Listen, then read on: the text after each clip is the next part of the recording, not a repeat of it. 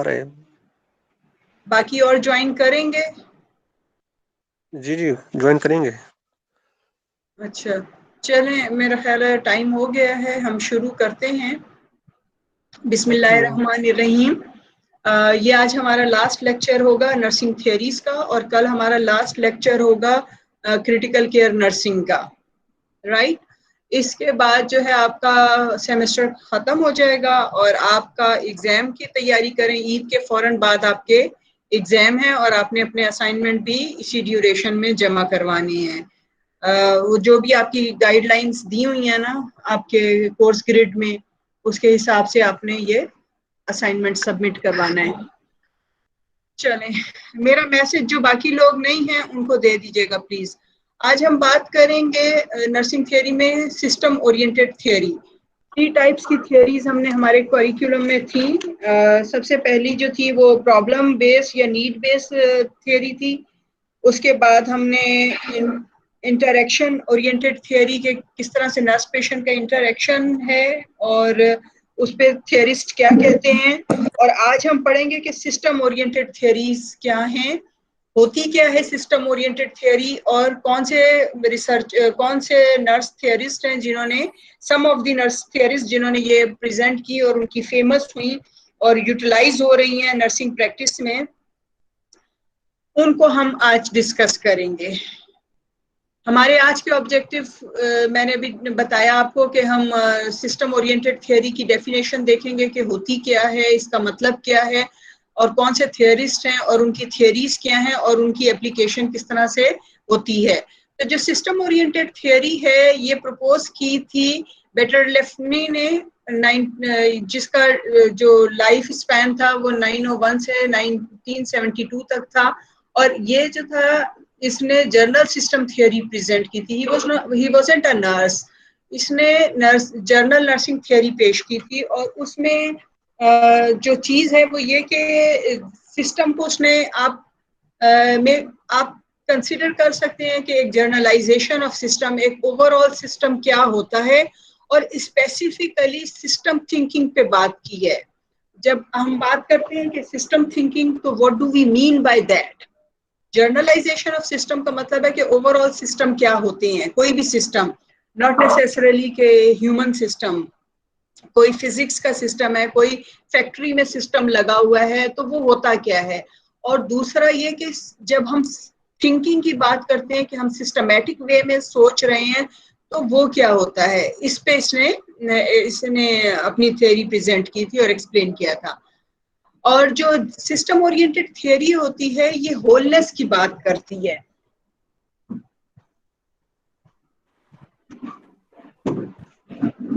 Wholeness का मतलब ये है कि not a component, not a piece, not a part, but complete. Okay, जैसे कि अगर किसी की लेग की एम्प्यूटेशन हो गई है या फ्रैक्चर हो गया है, तो सिर्फ उसका फ्रैक्चर नहीं है कि वो बोन को हील करना है एंड दैट इज इट, या एम्प्यूटेशन हो गई है, ड्रेसिंग करनी है, इन्फेक्शन से बचाना है और उसे घर भेज देना है, नहीं। अब वो पर्सन एंटायरली एक डिफरेंट पर्सन है। जब उसका फ्रैक्चर हुआ है तो उसका psychology, social, emotional, financial, everything is affected. अब उसकी लाइफ ऑल टुगेदर चेंज है। तो it's not about healing that, या अगर किसी को कैंसर डायग्नोस हो गया या कोई और डिजीज डायग्नोस हो गई है, तो जब तक वो डिजीज कंडीशन में है उसका फाइनेंस अफेक्ट होगा, उसका जॉब अफेक्ट होगा, उसके पर्सनल रिलेशनशिप अफेक्ट होंगे, उसकी इमोशनल स्टेट, उसकी मेंटल स्टेट, उसकी productivity, everything is affected.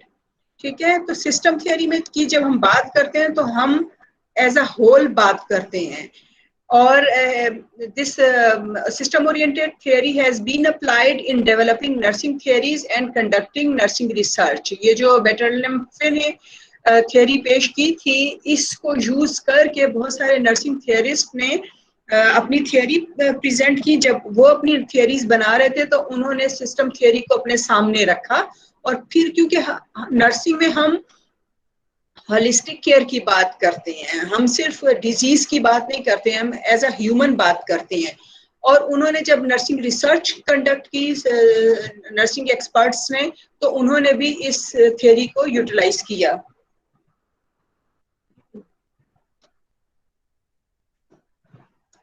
Okay, system theory के कैरेक्टरिस्टिक्स क्या होते हैं? जब हम सिस्टम थियोरी की बात करते हैं तो इसमें क्या इसके कंपोनेंट्स हैं, या क्या इसकी स्पेशलिटी है, या क्या इसके कैरेक्टरिस्टिक्स हैं? तो systems are self regulating and self correcting.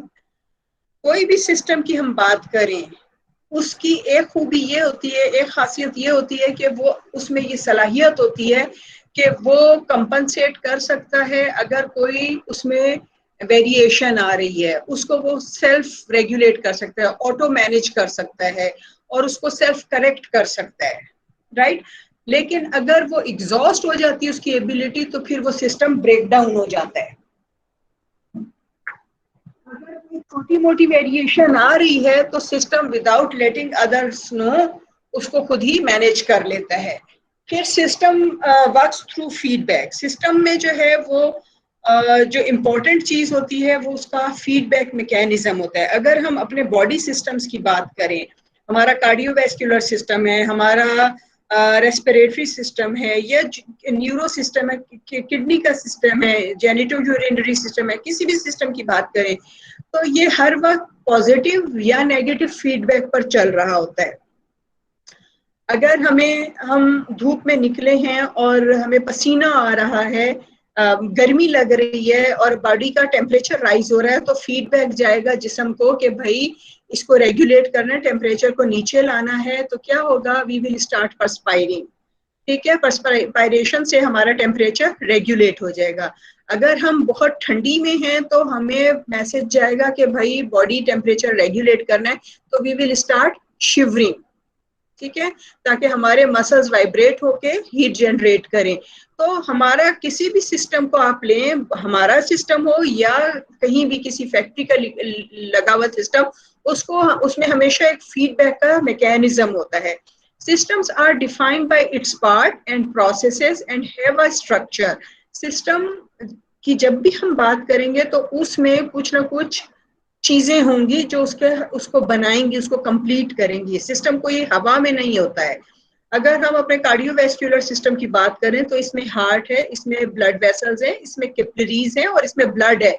ये चार इसके पार्ट हैं। अगर इनमें कोई सी भी एक चीज नहीं होती है तो सिस्टम नहीं है। ठीक है, और इसके प्रोसेसेस होते हैं। प्रोसेसेस का मतलब होता है स्टेप्स ऑफ डूइंग थिंग्स। ठीक है, और इसका एक स्ट्रक्चर होता है। ये स्ट्रक्चर जो है वो फिजिकल भी हो सकता है और इमेजिनरी स्ट्रक्चर भी हो सकता है। अच्छा, फिर systems are generalization of reality. जब जो भी हमारी हकीकत है, जो भी रियलिटीज हैं, उनकी को हम जब जर्नलाइज कर देते हैं तो वो हमारा सिस्टम बनाते हैं। Every living organism is an open system. हम ह्यूमन को छोड़ दें, किसी भी अगर चीज को हम लेते हैं जो कि लिविंग है, तो वो एक ओपन सिस्टम है। इसका मतलब क्या है? इसका मतलब ये है कि उसकी एक इंटरनल इन्वायरमेंट है, एक उसकी एक्सटर्नल इन्वायरमेंट है, एक उसके इनसाइड बॉडी इन्वायरमेंट है, एक उसकी सराउंडिंग में है। तो वो दोनों इन्वायरमेंट आपस में एक दूसरे के साथ इंटरएक्शन में है, कम्युनिकेशन में है, फीडबैक दे रहे हैं। तो इसको हम कहते हैं कि ओपन सिस्टम है। Characteristics of a system include चार चीजें हैं। एक होता है इनपुट। सिस्टम उस वक्त तक चल नहीं सकता है जब तक उसमें कहीं से इनपुट ना आ रहा हो। एक होता है उसका आउटपुट। जो भी चीज आएगी उसका कुछ रिजल्ट बन के बाहर निकलेगा, कुछ प्रोसेसेस से गुजर के। उस सिस्टम का कोई ना कोई कंट्रोल मैकेनिज्म होगा और एक फीडबैक सिस्टम होगा। ठीक है, तो ये जब चीजें बनती हैं तो हम सिस्टम की बात करते हैं। Now we will talk about हमारे जो फेमस नर्स थियरिस्ट गुजरे हैं सो फार, जिनकी थियरीज जो हैं वो बेस्ड करती हैं जो हम कह सकते हैं कि सिस्टम ओरिएंटेड थियरीज हैं। सबसे पहले है डॉर्थी एलिजाबेथ जॉनसन, फिर सिस्टर कैलिस्टा रॉय, बेटी ल्यूमेन और मेडिलिन एम लिनिंगर। ठीक है, ये चार थियरिस्ट को आज हम बात करेंगे जो कि हमारे करिकुलम में दी गई हैं। सबसे पहले हम बात करते हैं कि डॉर्थी जॉनसन का एरा जो था वो 1919 से 1999 तक का था. He was an American theorist and prolific writer.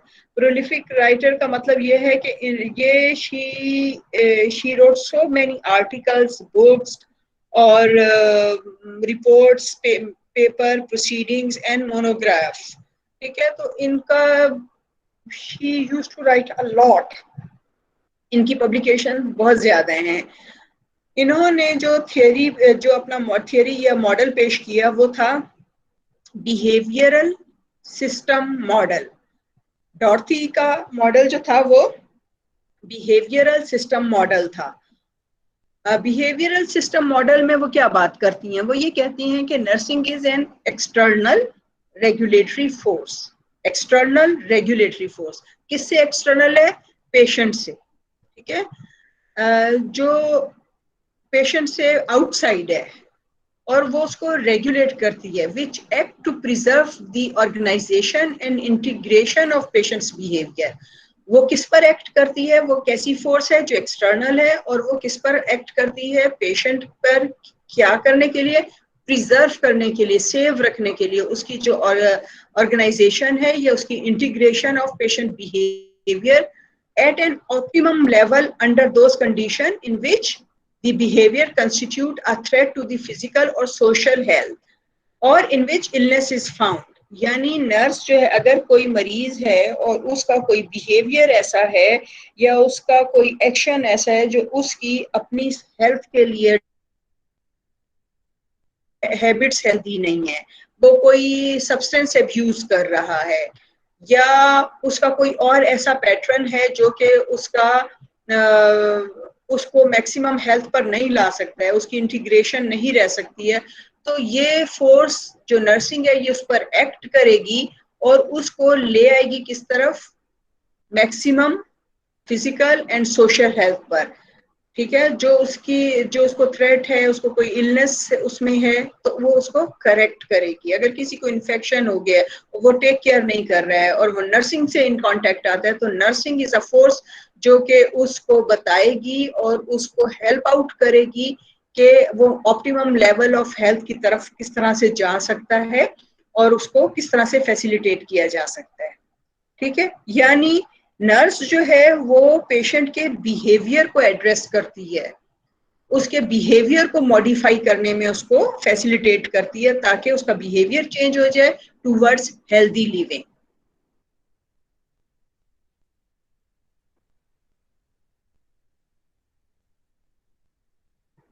Each individual has patterned, purposeful, repetitive ways of acting that comprise a behavioral system specific to that individual. इसका मतलब ये है कि कोई भी इंसान वो जो भी काम कर रहा है उसका एक पैटर्न होता है, उसका एक स्टाइल होता है, उसका एक वे ऑफ डूइंग थिंग्स होता है. ठीक है, और उसका कोई, उसकी नजर में कोई पर्पस होता है जिसको वो इम्पोर्टेंट समझता है, और वो पैटर्न वही चीज होती है जो रिपीट हो रही है बार बार. जब कोई चीज होती है तो हम उसको पैटर्न कहते हैं. ठीक है, repetitive way of acting that comprises a behavior system.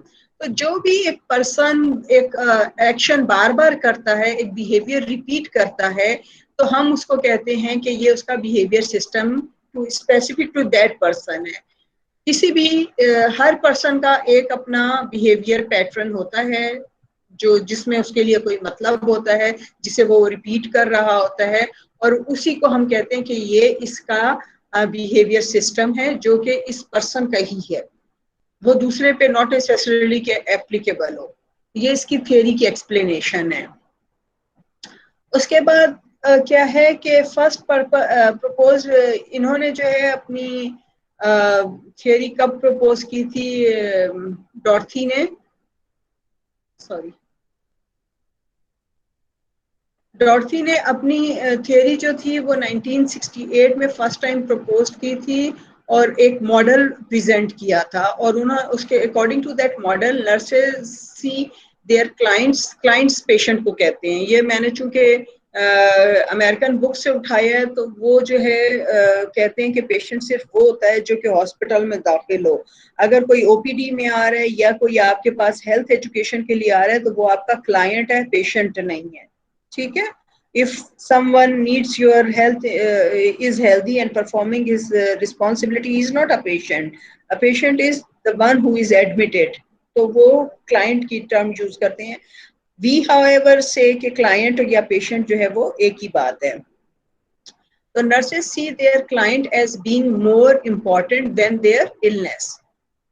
Model ये कहता है कि मरीज जो है वो अपनी बीमारी से बड़ा है। इसका मतलब क्या है? इसका मतलब ये है कि अगर कोई मरीज आता है या उसको कफ हो रहा है या उसको वॉमिटिंग हो रहा है, तो हमने वॉमिटिंग को तो ट्रीट करना है, लेकिन उससे ज्यादा इम्पोर्टेंट वो एज अ होल पर्सन हमने उसको समझना है कि वो एक ह्यूमन बीइंग है, उसकी एक फैमिली है, उसकी एक लाइफ है, उसका एक वे ऑफ थिंकिंग है, उसके कुछ बिलीव्स हैं, उसकी कुछ वैल्यूज हैं। हमने उन सब को कंसिडर करके फिर उसकी वॉमिटिंग को ट्रीट करना है।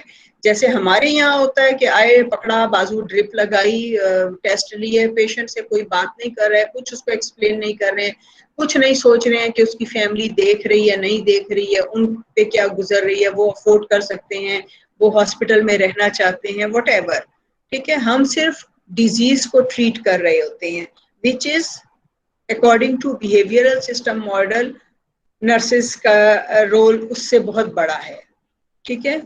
स्टूडेंट्स सुन रहे हैं? हेलो हेलो, सुन रहे हैं आप लोग? जी जी मैं सुन रहा हूं। अच्छा अच्छा, बिल्कुल खामोशी है, तो आई थॉट कि शायद मैं ही बोल रही हूँ। ओके, अच्छा, ओके ओके, ठीक है ठीक है। Patient is considered as a group of subsystems that form a complete behavior system. इसमें क्या है कि डॉर्थी कहती हैं कि पेशेंट जो है वो बना होता है बहुत सारे सब सिस्टम से मिलकर, और वो उसका एक कंप्लीट बिहेवियरल सिस्टम बनाते हैं। The sub system and their respective goals are as follow. वो कहती हैं कि सबसे पहले जो है वो अचीवमेंट होती है। जब एक होल इंसान की, हम कंप्लीट इंसान की बात करते हैं और उसका हम उसको कहते हैं कि वो एक सिस्टम है, बिहेवियरल मॉडल है उसका, तो उसमें उसके सब सिस्टम होते हैं। वो सब सिस्टम क्या होते हैं? सबसे पहले अचीवमेंट आता है। वो ये कहती हैं कि अचीवमेंट वो होती है which is responsible to control self and the environment. Achievement में ये होता है कि हमें ये एहसास होता है कि हमारा कंट्रोल है अपने ऊपर भी और अपने इर्द गिर्द के माहौल पर भी, हम अपनी चीजों को मॉडिफाई कर सकते हैं। जब ये सेंस हमें होता है तो हम कहते हैं कि we have a sense of achievement. फिर दूसरा कॉन्सेप्ट जो है वो एफिलिएटिव है। एफिलिएटिव में क्या है? To achieve intimacy and inclusion. Intimacy यानी we belong to someone and someone belongs to us, यानी एक फैमिली का, एक कंपेनियनशिप का इसमें फीलिंग्स आती है, ठीक है। And we do not consider ourselves as isolated. तीसरा कॉन्सेप्ट जो है बिहेवियरल सिस्टम मॉडल का है वो एग्रेसिव या प्रोटेक्टिव है। इसमें वो ये कहती हैं कि it is to protect self और अदर फ्रॉम ऑब्जेक्ट, पर्सन और आइडियाज। हम जब एग्रेसिव होते हैं या प्रोटेक्टिव होते हैं तो हमारा मकसद क्या होता है कि हम अपने आप को बचाना चाहते हैं हार्म से।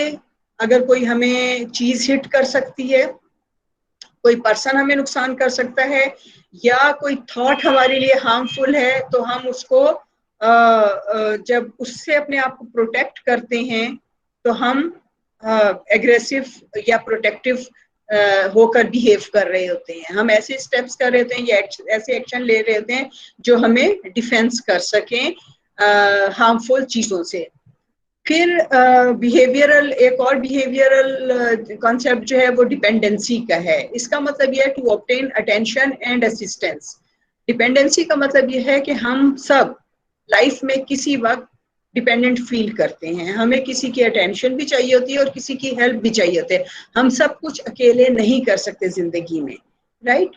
एलिमिनेटिव का मतलब ये है कि जो भी हमारी सर्वाइवल की नीड्स हैं, तो हमें अपने बायोलॉजिकल वेस्ट जो हैं in the form of urine, faeces या कार्बन डाइऑक्साइड हम एक्सहेल कर रहे हैं या स्वेट है तो पसीना, तो इन सारी चीजों को एलिमिनेट करने की जरूरत है। अगर किसी पॉइंट पर ये चीजें रुक जाती हैं तो हमारा सर्वाइवल इन डेंजर हो जाता है। तो हमारा बिहेवियर जो है वो इस चीज में होता है कि हम अपनी एलिमिनेटिव नीड्स को एड्रेस करें।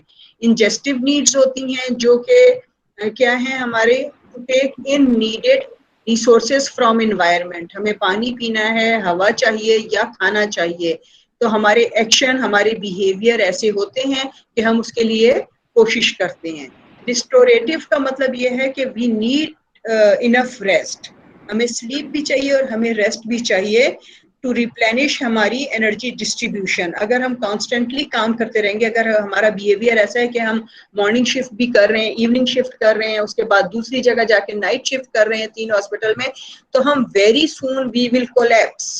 हम इसको, वी नीड रेस्ट, ठीक है। तो हमारा बिहेवियर जो है वो हमें रखता है, हमारा बिहेवियर सिस्टम जो है वो हमें लेकर चलता है कि हम इन बिटवीन रेस्ट करें, नो मैटर हमें कितना पैसा चाहिए या हमें क्या भी करना है, हम 24 घंटे अवेक नहीं रह सकते। We need to restore our energy. और फिर सेक्सुअल है, उसमें यह है कि प्रोक्रिएटिव है, अगर हमें अपनी जनरेशन को आगे बढ़ाना है और ग्रेटिफिकेशन के लिए और अट्रैक्शन के लिए, तो हमारा ये बिहेवियर भी होता है। डॉर्टी जॉन्स जी, ठीक है ma'am, yes ma'am. Okay, thank you. In between अगर आप बोल देते हैं ना 1-2 स्लाइड्स के बाद, तो मुझे फिर पता चल जाता है कि आप सोए नहीं है, जाग रहे हैं, मुझे सिर्फ मैं नहीं बोल रही, आप सुन रहे हैं। ओके, अच्छा, डॉर्थी जॉनसन्स बिहेवियरल सिस्टम मॉडल, उसने जो अपना वो था थियरी थी या मॉडल, उसने उसको नाम दिया, उसकी ये डायग्राम की फॉर्म में उसकी एक प्रेजेंटेशन है, मुझे नेट से मिली तो मैंने आपके लिए डाउनलोड कर ली। इसमें वो सबसे पहले क्या करती हैं कि पेशेंट के बिहेवियर सिस्टम की बात करती हैं, और वो उसमें कहती हैं कि जो सब सिस्टम है वो कौन से हैं, अटैचमेंट या एफिलिएशन का है, डिपेंडेंसी का है, अचीवमेंट का है, एग्रेसिव है, इंजेस्टिव, एलिमिनेटिव और सेक्चुअल, ये सारे उसके सब सिस्टम है, राइट। और सब सिस्टम पर जो फोर्सेस एक्ट कर रही हैं, हमारा बिहेवियरल अगर डिसऑर्डर होता है, हम खाना नहीं खाते हैं, हम नींद नहीं लेते हैं, ठीक है, कोई भी ये जो हमारे सब सिस्टम हैं इनको हम फुलफिल नहीं करते हैं, तो क्या है कि force and stress, we feel कि हम स्ट्रेस में जाने लगते हैं, ठीक है, हमारी बॉडी रिएक्ट्स टू दैट। हमारा सब सिस्टम जो है वो अच्छा, ये जो सब सिस्टम है इनको अगर आप देखो डायग्राम को, तो ये एक दूसरे से लिंक हैं, ये सारे सिस्टम। अगर आप डिपेंडेंसी को देखो तो डिपेंडेंसी एक तरह से अटैचमेंट और एफिलिएशन को मिक्स के साथ लिंक कर रही है, दूसरी तरफ डिपेंडेंसी अचीवमेंट के साथ लिंक है, अचीवमेंट जो है एग्रेसिवनेस के साथ है, एग्रेसिवनेस इंजेस्टिव के साथ है, इंजेस्टिव सेक्सुअल के साथ है, सेक्सुअल जो है वो फिर डिपेंडेंट। तो ये सारे सिस्टम हर वक्त इंटरैक्ट कर रहे होते हैं, और जब ये कॉम्प्रोमाइज होते हैं, हमारा बिहेवियर ऐसा होता है कि हमारे सब सिस्टम डिस्टर्ब हो रहे हैं, तो हम स्ट्रेस में जाते हैं, ठीक है। और उस स्ट्रेस को कोप करने के लिए क्या है कि इफेक्टिव फंक्शनिंग और एडॉप्टेशन की नीड है। तो हमें मैसेज जाता है, फीडबैक जाता है कि भाई आप कुछ करें, चीजें ठीक नहीं चल रही हैं, और ये साइकिल रिपीट होता रहता है। हमारा नेक्स्ट जो थियरिस्ट है वो है sister Callista Roy. She is still alive, 1939 की ये बॉर्न है, और she is a nurse theorist, professor and author. She is known for her ground breaking work in creating adaptation model of nursing, adaptation model of nursing, ठीक है। तो adaptation model of nursing का क्या मतलब है, adaptation का क्या मतलब है? एडॉप्टेशन का मतलब ये है कि changing one self according to the environment और एक्सटर्नल फोर्सेस और इंटरनल फोर्सेस, ठीक है। आप हर वक्त चेंज कर रहे हैं, अडॉप्ट कर रहे हैं through your behaviour, through your system modification. Her model was first published in 1970. Roy adaptation model is currently one of the most widely used framework in nursing practices being applied by hundreds of nurses all over the world. ठीक है, इस model को सबसे ज्यादा use किया जा रहा है नर्सिंग की प्रैक्टिसेस में। According to Roy adaptation model वो क्या कहती हैं, वो ये कहती हैं a person is a holistic adaptive system. इंसान जो है वो एक ऐसा सिस्टम है जो कि हर वक्त मॉडिफाई हो रहा होता है, उसमें ये सलाहियत होती है कि वो अडॉप्ट कर सके, अपने आप को ढाल सके, जैसा इन्वायरमेंट है, जैसा सिस्टम चल रहा, जैसी उसकी इन्वायरमेंट है, जैसी उसकी सराउंडिंग्स है, उसके हालात हैं, उसके मुताबिक वो अपने आप को ढाल सकता है। And interact constantly with its internal and external environment. हमने पिछली स्लाइड में ओपन सिस्टम की बात की थी कि हर लिविंग ऑर्गेनिज्म जो है वो एक ओपन सिस्टम है। ओपन सिस्टम का मतलब ये है कि आप अपनी इंटरनल और एक्सटर्नल, आपकी इंटरनल और एक्सटर्नल एनवायरनमेंट जो है वो आपस में फीडबैक ले रहे हैं, कम्युनिकेट कर रहे हैं, इंटरेक्शन कर रहे हैं। The goal is to maintain system integrity in case of environmental stimuli। अगर कुछ भी सेंसेशन आती है इनसाइड बॉडी या आउटसाइड बॉडी तो हम उसके हिसाब से मॉडिफाई करते हैं। फर्स्ट कर लें, आपका स्टमक एम्प्टी है, यू हैवंट ईटन एनीथिंग, तो क्या है कि आपको आपके internally you are hungry, you lack energy, तो आप क्या करेंगे अपनी एक्सटर्नल एनवायरनमेंट में कि आप सर्च करेंगे कुछ खाने के लिए मिल जाए, ठीक है, कुछ पीने के लिए मिल जाए, ताकि आपकी जो इंटरनल एनवायरनमेंट डिस्टर्ब हो रही है आप उसको मॉडिफाई कर सकें, उसको सेटिस्फाई कर सकें। इसी तरह से अगर बाहर बहुत गर्म हवा चल रही है या ठंडी हवा चल रही है तो आप अपने आप को अकॉर्डिंगली ड्रेसअप करते हो ताकि आप अपना बैलेंस जो है, होम्योस्टेसिस जो है उसको मेंटेन कर सकें। The nurse's role is to foster this adaptation. ये हम ऑटोमेटिक, हमने बात की थी कि सिस्टम जो है वो ऑटो करेक्शन पर होता है, कोई भी सिस्टम है तो हम ऑटो करेक्शन पर चल रहे होते हैं, लेकिन समटाइम्स जो है वो हम एग्जॉस्ट हो जाते हैं और नर्स का रोल क्या होता है कि इस एडॉप्टेशन में अपने पेशेंट को फैसिलिटेट करे। एडॉप्टेशन लीड्स टू, इसका फायदा क्या होता है अगर हम एडॉप्ट कर लेते हैं अकॉर्डिंग टू एनवायरनमेंट और स्टिमुलाई, तो ऑप्टिमम हेल्थ एंड वेलबींग को अचीव कर लेते हैं, ठीक है, मैक्सिमम हम हेल्थ की कंडीशन में होते हैं। अगर हम इसको अडॉप्ट नहीं करते हैं तो फिर क्या होता है कि हमारी हेल्थ कॉम्प्रोमाइज हो जाती है, वी गेट सिक, और हमारे वेलबींग इंटैक्ट नहीं रहती है। हमारा क्वालिटी ऑफ लाइफ जो है वो मेंटेन कर सकते हैं अगर इफ वी आर हेल्दी, तो we maintain our best standard of living. और अगर डेथ है, मतलब कोई ऐसी डैमेज हो चुकी है, एज है, say for example 90 plus 80 plus age हो गई है, या कोई डिजीज लास्ट स्टेज में पहुंच गई है, कोई प्रोग्रेसिव डिजीज है और वो लास्ट टर्मिनल स्टेज में है, तो फिर अगर आप अडॉप्ट करते जाते हैं अपने आप को तो डेथ विद डिग्निटी हो सकती है ना, वरना मिजरी में डेथ होगी।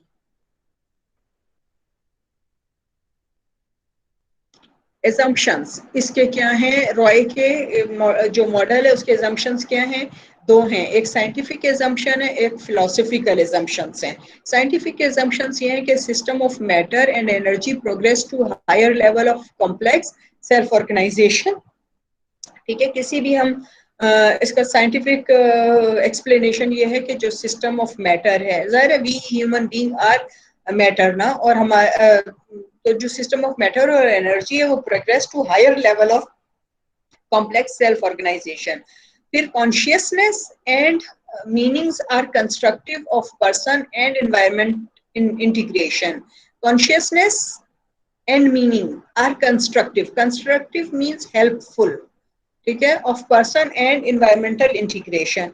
Awareness of self and environment is rooted in thinking and feeling. जब आप अपने आप को समझते हैं और अपनी एनवायरनमेंट से अवेयर होते हैं तो ये आप actually you have that thinking and feeling ability कि आप फील कर सकें और आप सोच सकें और फिर आप अडॉप्ट कर सकें अकॉर्डिंगली। अगला एजम्पशन ये है कि human are accountable for integration of creative process. हम रिस्पॉन्सिबल हैं, आंसरेबल हैं कि हम जो भी क्रिएटिव प्रोसेस हैं उनको इंटीग्रेट कर सकें, उनको रिलेट कर सकें। System relationships include acceptance, protection and fostering of interdependence. Interdependence का मतलब ये कि एक सिस्टम दूसरे पर डिपेंड कर रहा है, दो सिस्टम्स के बीच में या सब सिस्टम्स के बीच में जो डिपेंडेंसी है, एक ए होगा तो बी होगा, बी होगा तो सी होगा, सी होगा तो ए होगा, ठीक है। तो इसको हम कहते हैं इंटरडिपेंडेंस। तो सिस्टम रिलेशनशिप्स में क्या क्या चीजें आती हैं? एक्सेप्टेंस आती है, प्रोटेक्शन आती है, और इंटरडिपेंडेंस को इंक्रीज करना या फोस्टर करना आता है या इनकरेज करना आता है। Person and environment transformations are created in human consciousness. Person and environment, individual और उसकी सराउंडिंग की जो ट्रांसफॉर्मेशन हो रही है, ट्रांसफॉर्मेशन यानी changes with time, are created in human consciousness. हम अवेयर होते हैं, अगर हम कॉन्शियस हैं तो हम उन चीज़ों को देख सकते हैं जो हमारी सराउंडिंग में चेंजेस आ रही हैं और जो पैटर्न चेंज हो रहे हैं, या हम उसको फील कर सकते हैं या हम उससे प्रोटेक्ट कर सकते हैं। If we are not conscious तो we can not create that transformation between us and our environment. Integration of human and environmental meaning results in adaptation.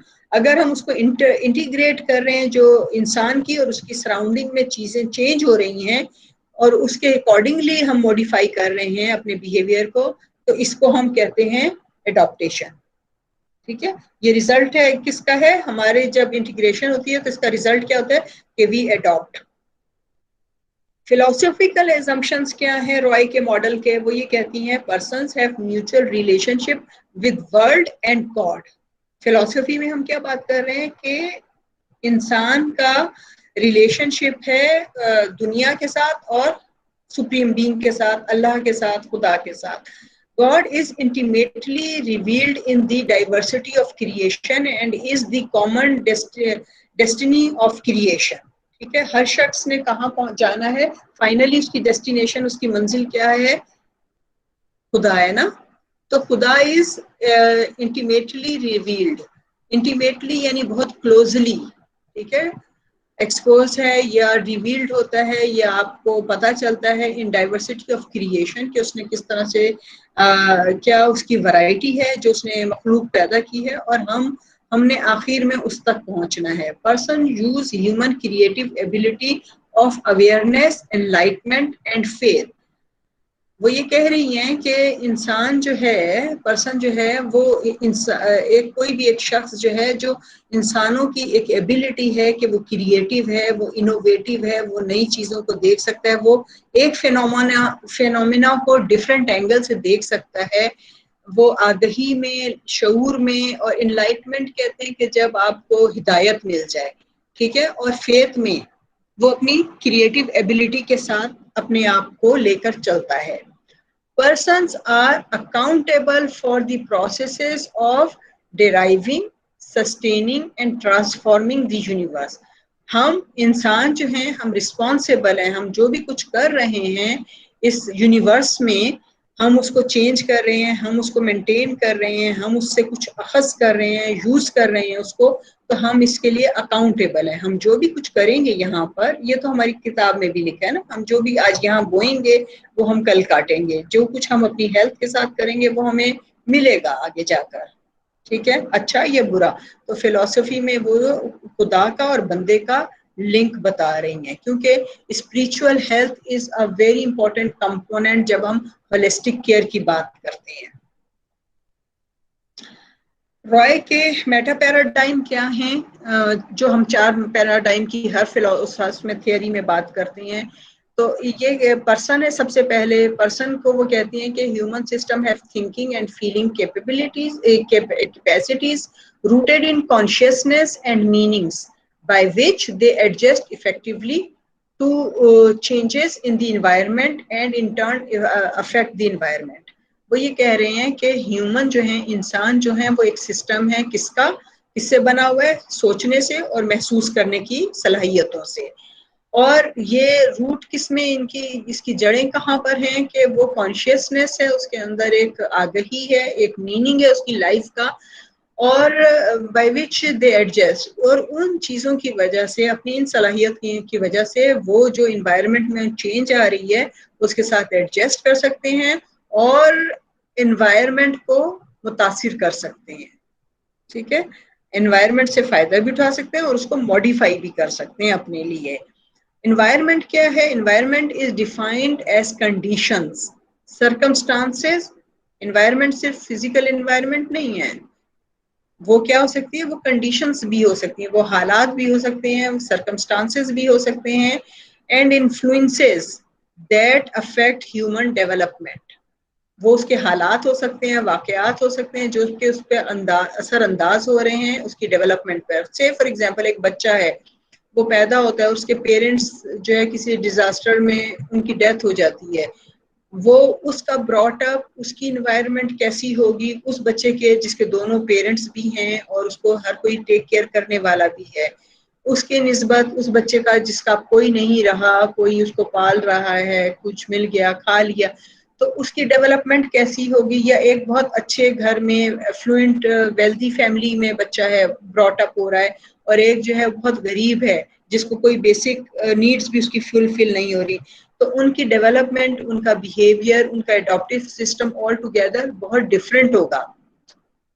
The environment is a stimulus और input. हमने बात की थी ना कि एक system में इनपुट होता है, आउटपुट होता है, कंट्रोल होता है और फीडबैक होता है। तो स्टिमुलस को हम, एनवायरमेंटल स्टिमुलस को हम कहते हैं कि ये इनपुट है, ठीक है, that requires a person to adopt. Environment हमें बताती है कि हमें अब किस तरह से जीना है, किस तरह से अपना टेक केयर करना है, हमें किस तरह के हालात में किस तरह से सरवाइव करना है। These stimuli can be positive और negative, ठीक है, अच्छे भी हो सकते हैं और बुरे भी हो सकते हैं, एडवर्स इफेक्ट्स भी आ सकते हैं और वो हेल्थ प्रोमोटिंग इफेक्ट्स भी हो सकते हैं। हेल्थ को रॉय ने कहा कि health is not freedom from the inevitability of death. Health का ये मतलब नहीं है कि अब आप मरेंगे नहीं, ठीक है, आप इमोर्टल हो गए, नहीं। अगर कोई शख्स कितना भी हेल्थी है, डेथ इज इनएविटेबल, नागुजीर है, आके ही रहेगी। डिजीज, ये भी कोई गारंटी नहीं है कि अगर एक शख्स हेल्थी है तो उसको कभी कोई डिजीज नहीं होगी, या वो कभी अनहैप्पी नहीं होगा, या उसको कभी स्ट्रेस नहीं होगा। मगर हेल्थ क्या है? Health is the ability to cope with them in a competent way. हम किस तरह से, अगर कोई डिजीज आ जाती है, कोई हमें स्ट्रेस आ जाता है, कोई हमें प्रॉब्लम आ जाती है, तो हम उस चैलेंज को कैसे कोप करते हैं कॉम्पिटेंटली, कि हम उसमें सरवाइव कर सकें। ठीक है, हमारी एक्सेप्टेंस कैसे है, हमारी चेंज इन और मॉडिफिकेशन ऑफ लाइफ स्टाइल क्या है। फॉर एग्जाम्पल, हमने बहुत ऐसे पेशेंट देखे हैं कि MI के साथ, हार्ट अटैक के साथ आए, जब उनको चेस्ट पेन होता था तो डॉक्टर ने उनको कहा चिकनाई छोड़ दें, अब आपने जो है वो एक्सरसाइज करनी है, अब आपने स्मोकिंग नहीं करनी है, ड्रिंक नहीं करना है, लेकिन वो एक कान से सुन के दूसरे से उड़ा देते थे। लेकिन जैसे ही उनको हार्ट अटैक हुआ या उनकी कार्डियक सर्जरी हो गई और डॉक्टर ने बताया कि अगर अब भी आप इसको कंटिन्यू करेंगे तो यू विल नॉट सर्वाइव, और उन्होंने जब MI को एक्सपीरियंस किया, हार्ट अटैक को एक्सपीरियंस किया या सर्जरी को एक्सपीरियंस किया, तो नेक्स्ट डे से दे स्टॉप एवरीथिंग, ठीक है, वो ऑल टुगेदर मॉडिफाई कर लेते हैं। इसी तरह से 20 साल 40 साल से स्मोक कर रहे होते हैं और उनको जब ब्रोंकाइटिस हो गया तो ऑल ऑफ अ सडन छोड़ देते हैं, या लंग कैंसर डायग्नोज हो गया तो वो the next moment they never smoke. ठीक है, तो हेल्थ जो है वो डेथ से फ्रीडम या डिजीज से फ्रीडम नहीं है, मगर हेल्थ का मतलब ये है कि एक हेल्दी पर्सन जो है उसको जब भी कोई डिजीज या स्ट्रेस आता है तो उसमें ये सलाहियत होती है कि वो उसको कॉम्पिटेंटली, टैक्टफुली हैंडल कर सके, एक्सेप्ट कर सके और अपनी लाइफ को अकॉर्डिंगली मॉडिफाई कर सके।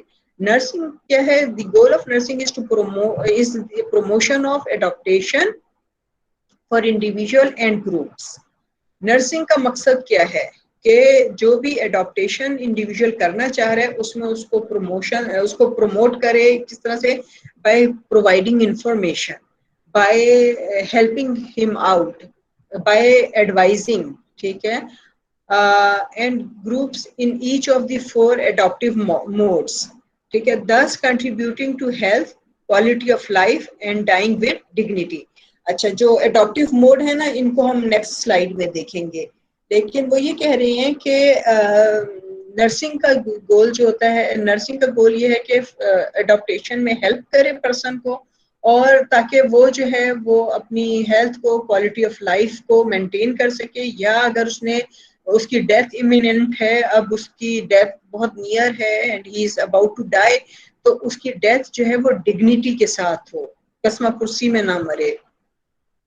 एडॉप्टिव मॉडल के जो हमने बात की सिस्टम में, एक सेकंड, यहाँ पर हम कह रहे थे ना कि 4 एडॉप्टिव मोड्स हैं, तो अगर हम इन मोड्स की बात करें तो वो कौन कौन से हैं? फिजियोलॉजिकल और फिजिकल मोड है, सेल्फ कॉन्सेप्ट, ग्रुप आइडेंटिटी है, रोल फंक्शन है और इंटरडिपेंडेंस है। ये 4 मोड हैं जो कि हर वक्त, सर्कल का मतलब ये, ओवरलैपिंग सर्कल का मतलब ये है, देखो सेल्फ फिजियोलॉजी का जो ये है, ये कॉन्सेप्ट के साथ है, इंटरलिंक कर रहा है या ओवरलैप कर रहा है, तो ये सारे आपस में इंटर रिलेटेड है, कोई आइसोलेशन में नहीं है, एक्सक्लूसिवली एक्ट नहीं कर रहा होता है। बाहर से ये जो एडॉप्टेशन का एक मॉडल वो बनाया है, ब्लू सर्कल बनाया है, इसमें ये एक इंटरनल इन्वायरमेंट है, इसमें बाहर से एक्सटर्नल इन्वायरमेंट से कोई स्टिमुलाई आई, तो वो स्टिमुलाई जो है वो कोपिंग प्रोसेस को एक्टिवेट करती है, और सारे जो मोड हैं उसके वो आपस में इंटरएक्ट करते हैं, एक उसको एडॉप्टेशन के मोड में जाते हैं, और फिर पर्सन का बिहेवियर अकॉर्डिंग टू मॉडिफाई होकर, अकॉर्डिंग टू नीड मॉडिफाई होता है, और चेंज इन दी बिहेवियर आ जाती है। अच्छा, इसमें अगर हम फिजियोलॉजिकल या फिजिकल मोड की बात करें तो ये कहते हैं कि ये फिजिकल जो हमारी बॉडी के सिस्टम काम कर रहे हैं ना, जो उनकी बायोकेमिस्ट्री है, फिजिकल एंड केमिकल प्रोसेस, यानी कि जो हमारे सेल टिश्यू लेवल पर changes, minute to minute variations आ रही हैं। Physical and chemical process are involved in the functioning and adaptive of living organism. These are the actual processes put in motion by the regular subsystem. ठीक है, this mode's basic need is composed of the needs associated with oxygenation, nutrition, elimination, activity, rest, and protection. This model's complex processes are associated with senses, fluid and electrolyte, neurological function and endocrine function। यानी physiology की बात हम जब करते हैं, physiological और physical mode की, तो इस मोड में जो ये यहाँ हमने पिछले डायग्राम में देखा, ये फिजिकल और फिजियोलॉजिकल मोड, इसमें हमारी सारी बायोकेमिस्ट्री, हमारी एनाटमी, हमारी फिजियोलॉजी आ जाती है, किस तरह से हमारे इलेक्ट्रोलाइट्स आपस में कम्युनिकेट कर रहे हैं, हमारा फीडबैक सिस्टम चल रहा है, हमारे एंडोक्राइन है, हमारे एंजाइम्स हैं, हार्मोन्स हैं, वो किस तरह से काम कर रहे हैं। सेल्फ कॉन्सेप्ट और ग्रुप आइडेंटिटी मोड की जब हम बात करते हैं, तो in this mode the goal of coping is to have a sense of unity, meaning and purposefulness in the universe and a sense of identity, integrity, and this includes body image and self ideals। इसमें हमारी psychology आ गई है, हम किस तरह से अपने आप को समझते हैं, हम क्या समझते हैं कि हमारे अंदर कोई सलाहियत है, नहीं है, हमारा सेल्फ स्टीम क्या है, हमारी अपने लिए, खुद के लिए एक्सेप्टेंस क्या है, हम क्या समझते हैं कि हमारी सोसाइटी में एक्सेप्टेंस क्या है। रोल फंक्शन मोड जो है उसमें क्या है, this mode focuses on the primary, secondary and tertiary role that a person occupies in society and knowing where they stand as a member of society. ठीक है, बच्चे हैं, बड़े हैं, फैमिली के हेड हैं, किसी के फ्रेंडशिप के रोल में हैं, किसी के पेरेंटिंग रोल में हैं, ठीक है, स्कूल टीचर हैं, डॉक्टर हैं, सोसाइटी में सोसाइटी ने हम पर क्या रिस्पॉन्सिबिलिटी डाली है, Interdependence mode. This mode focuses on attaining relational integrity. Integrity कहते हैं एक composed यानी कि jointly, आप इंटीग्रेशन का मतलब है कि जोड़ कर रखना, ठीक है, through giving and receiving of love, respect and value, and this is achieved with effective communication and relation. Level of adaptation में क्या है, इंटीग्रेटेड प्रोसेस और कंपनसेटरी प्रोसेस है. इंटीग्रेटेड प्रोसेस में क्या है, the process the various mode and subsystem meet the need of the environment. These are usually stable processes. Breathing है, spiritual realization है, successful relationship है. जो आपने गॉर्डन के शायद फर्स्ट ईयर या सेकंड ईयर में पढ़े होंगे, पैटर्न्स, गॉर्डन हेल्थ पैटर्न्स, अगर आप उनको पढ़ें एक दफा फिर तो ये आपको this will make sense to you more.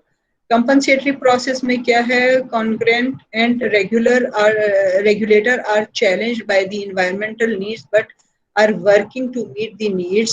For example grief है, starting with a new job है, कंपनसेटरी ब्रीदिंग है. कंपनसेटरी प्रोसेस का मतलब है कि when we are very anxious और एक कोई सडन चीज हमें इंटरेक्शन में आती है, कोई ग्रीफ है, कोई एक्साइटमेंट है, तो हमारी बॉडी उसको किस तरह से रेगुलेट करती है और किस तरह से चैलेंज होती है अपनी इन्वायरमेंट को, जो इंटरनल है और एक्सटर्नल है. आप खड़े में एकदम से सांप आपने देख लिया तो क्या होगा, सबसे पहला रिएक्शन, ये डाकू आ गया, तो सबसे पहला कंपनसेटरी क्या होगा, आपका दिल धक धक धक धक करने शुरू हो जाएगा, आपके एंजाइटी और एंशियसनेस जो है वो पीक पर चली जाएगी, ठीक है. आपका बॉडी का इंटरनल इन्वायरमेंट आपके एक्सटर्नल इन्वायरमेंट के स्टिमुलाई को जो है फेस करने के लिए आपके बॉडी को प्रिपेयर करेगा. जो फाइट एंड फ्लाइट का कॉन्सेप्ट है, सैली ने जो स्ट्रेस मैनेजमेंट का एडाप्टेशन का मॉडल प्रेजेंट किया था, अगर if you can relate that to this. अगली हमारी जो थियरिस्ट हैं वो हैं बेटी न्यूमैन. बेटी न्यूमैन क्या थी, वो नर्स थियरिस्ट थी वो developed Newman system model.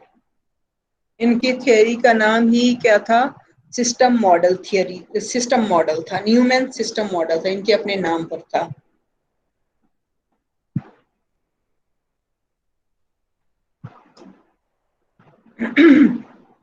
Newman system model की में इन्होंने क्या कहा कि न्यूमैन सिस्टम मॉडल क्या है, a unique open system based perspective that provides a unified focus for approaching a wide range of concern. Unique यानी मुनफरिद, open system based perspective है that provides a unifying focus for approaching a wide range of concern. ठीक है, a system acts as a boundary for a single client, a group or even several groups. वो ये कहती हैं कि कोई भी सिस्टम जो है वो लिमिट सेट कर देता है किसी एक इंडिविजुअल पर्सन के लिए या एक ग्रुप के लिए या जो भी हमारा क्लाइंट है या बहुत सारे ग्रुप्स के लिए, यानी एक कम्युनिटी के लिए. It can also be defined as a social issue. वो ये कहते हैं कि सिस्टम को जो है वो हम सोशल इशू के तौर पर भी डिफाइन कर सकते हैं. A client system is a client system in interaction with the environment. Client का सिस्टम जो है वो हर वक्त किसमें होता है, एनवायरनमेंट के साथ इंटरेक्ट कर रहा होता है, फीडबैक ले रहा होता है, फीडबैक दे रहा होता है. न्यूमैन सिस्टम्स मॉडल की बात में यह है कि an open system respond to environmental stressors. Clients variables are physiological, psychological, social, cultural, developmental and spiritual. जो एक ह्यूमन बीइंग बना होता है वो कोई एक डिजीज या कोई एक प्रॉब्लम नहीं होता है, बल्कि जब हम ह्यूमन की होलिस्टिक की बात करते हैं तो उसमें फिजियोलॉजिकल चेंजेस भी होती हैं, फिजियोलॉजिकल एडॉप्टेशन भी आती है, उसके साइकोलॉजिकल प्रोसेसेस भी होते हैं, सोशल कल्चरल इंटरेक्शंस भी होते हैं, डेवलपमेंटल भी होते हैं और स्पिरिचुअल भी हैं. Client system consist of core central या core structure. of core structure that is protected by lines of resistance and his health is protected by a flexible line of defense. इसको मैं आगे चलकर एक्सप्लेन करती हूँ. Stressors are intra, inter and extra personal. वो ये कह रही हैं कि क्लाइंट जो है वो उसका एक कोर स्ट्रक्चर है जो कि लाइन ऑफ रेजिस्टेंस, उसके हर इंसान की एक लाइन ऑफ रेजिस्टेंस या लाइन ऑफ डिफेंस होती है जो कि उसको प्रोटेक्ट कर रही होती है. फॉर एग्जांपल अगर हम फिजियोलॉजिकल डिफेंस की बात करें तो हमारा जो है वो स्किन की हम बात करते हैं, हमारा इम्यून सिस्टम है जो कि हमें हर तरह के इन्फेक्शन से या एक्सटर्नल बॉडी से प्रोटेक्शन दे रहा होता है. ठीक है. अगर हम साइकोलॉजी की बात करें तो हमारे डिफेंस मैकेनिज्म हैं. ठीक है, जो हम अपने आप को सूद करने के लिए, अपने आप को सेटिस्फाई करने के लिए यूज करते हैं. फॉर एग्जांपल अगर मैं आपको एक एग्जांपल दूं, मेंटल जो डिफेंस मैकेनिज्म है जिसमें हम प्रोजेक्शन कहते हैं. प्रोजेक्शन का मतलब ये है कि अगर मुझे मेरे सीनियर ने डांटा, बॉस ने डांटा, तो मैं घर जाके अपने बच्चों को डांटूंगी. यानी अपना गुस्सा, अपनी अना को, अपनी जो मैं डिस्टर्ब हुई हूँ डांट खा के, उसको सेटिस्फाई करने के लिए अगर वो मैं रखूंगी अपने पास तो फिर मेरी हेल्थ डिटोरियोरेट हो जाएगी. तो मेरा कोपिंग क्या है कि मैं वो दूसरे पे, बीवी पे या बच्चों पे डांट के वो गुस्सा निकाल लूंगी. इसी तरह से अगर मैं कोई चीज चोरी कर रही हूँ तो अपने ऑफिस से स्टेशनरी लेकर घर जाना चाहती हूँ, तो मुझे अंदर से मेरा ज़मीर कहेगा कि नहीं नहीं ये बुरी बात है, चोरी करना बुरी बात है. तो मैं उसको कैसे ज़मीर को चुप कराऊंगी? मैं क्या कोपिंग यूज करूंगी, क्या डिफेंस यूज करूंगी?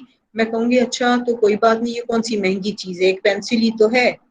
जब मैं ये कहूंगी तो मेरा जो वो ज़मीर है वो बेचारा चुप हो जाएगा और मैं वो चीज चोरी कर लूंगी. या मैं ये कहूंगी मैं थोड़ी कर रही हूँ, सारे ही करते हैं, हम करते हैं ना, और लोग भी तो कर रहे हैं. एक्चुअली ये जस्टिफिकेशन नहीं है आपके चोरी करने की या गलत काम करने की कि दूसरे कर रहे हैं, लेकिन हम ये लॉजिक इसलिए यूज करते हैं कि जो हमारा डिफेंस मैकेनिज्म है वो मेंटेन रह सके, हमारी ईगो, हमारी पर्सनैलिटी डैमेज नहीं हो, हमें गिल्टी फीलिंग्स नहीं हो, हम उसकी प्रोटेक्शन के लिए. तो हर ह्यूमन बीइंग जो है उसके अंदर फिजिकल और साइकोलॉजिकल या सोशल, कल्चरल, डेवलपमेंटल, स्पिरिचुअल चीजों को डिफेंस करने का एक सिस्टम मौजूद है. स्ट्रेसर्स कौन से हो सकते हैं? इंट्रा हो सकते हैं. इंट्रा का मतलब है विद इन योर सेल्फ, आपका अपना ही कॉन्फ्लिक्ट है, चोरी करूं या ना करूं, झूठ बोलूं या ना बोलूं, ड्रिंक करूं या ना करूं, स्मोक करूं या ना करूं. ठीक है. इंटर यानी कि आपके आसपास, आप और आपके फ्रेंड्स. आप कहते हैं मैंने स्मोक नहीं करनी, फ्रेंड्स कहते हैं चल चल यार करते हैं. ठीक है. आप कहते हैं चोरी नहीं करनी है, दोस्त कहते हैं नहीं चोरी करते हैं तो फिर नीड्स फुलफिल होंगी. ठीक है. तो और एक्स्ट्रा पर्सनल का मतलब है कि other forces. Okay. When stressors break through lines of defence, system is invaded. अगर कोई ऐसा स्ट्रेसर आ गया है जो कि आपकी लाइन ऑफ डिफेंस को उसने ब्रेक कर दिया है, सिस्टम आपका इन्वेड हो जाता है और lines of resistance R activated. यानी कोई ऐसी फोर्स है जो कि आपके डिफेंस मैकेनिज्म से स्ट्रॉन्गर है. आप ना कर रहे हैं लेकिन आपको चार दोस्त कहते हैं, अपनी एग्जांपल्स देते हैं, बहुत ज्यादा स्ट्रेस करते हैं, तो आप वो काम शुरू कर देते हैं. यानी उनकी फोर्सेस हावी हो जाती हैं आपकी फोर्स पर, आपकी लाइन ऑफ डिफेंस पर. या आप जा रहे हैं और बाइक से हिट हो गया है और आपकी स्किन ब्रेक डाउन हो गई है, तो क्या होगा कि ऑर्गेनिजम्स को, माइक्रो ऑर्गेनिज्म को एक इनलेट मिल जाएगा जिससे वो जिस्म में दाखिल हो सकते हैं. या कोई इन्वेसिव प्रोसीजर हुआ है, एक ओपनिंग स्किन में हो गई है, तो वो आपको इन्वेड कर सकते हैं.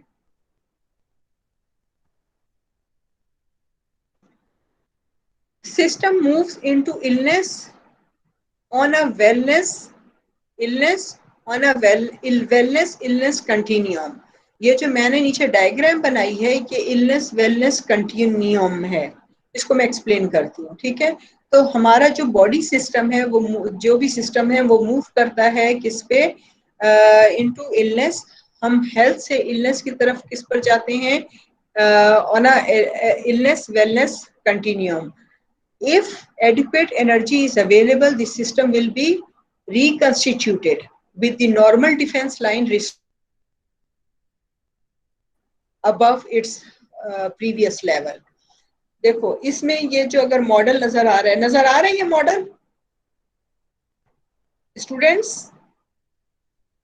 यस मैम आ रहे हैं। ओके, इसमें देखो ये एक एरो बना हुआ है, इसको हम कहते हैं, इसके दो एज हैं, दोनों डायरेक्शन में ये जा रहा है, ठीक है।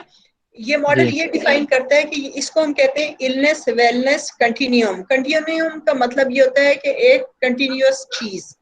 अब इसमें क्या है, इसमें एक तरफ आपको प्रीमेच्योर डेथ नजर आ रही है और दूसरे एंड पर जो है वो हाई लेवल ऑफ वेलनेस है।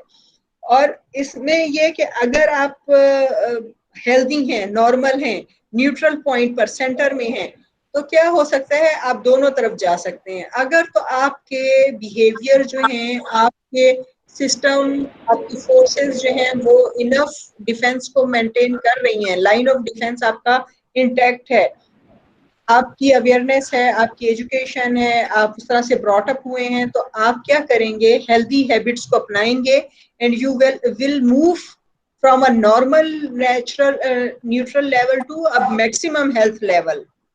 Yes ma'am. आप एक्सरसाइज कर रहे हैं, आप हेल्दी डाइट खा रहे हैं, आपकी हाइजीन बहुत अच्छी है, आपकी कोई बैड हैबिट्स नहीं है, तो आप एज कंपेयर टू अपने कुलीग्स आप ज्यादा वेल होंगे, ज्यादा फिटनेस होंगे, राइट।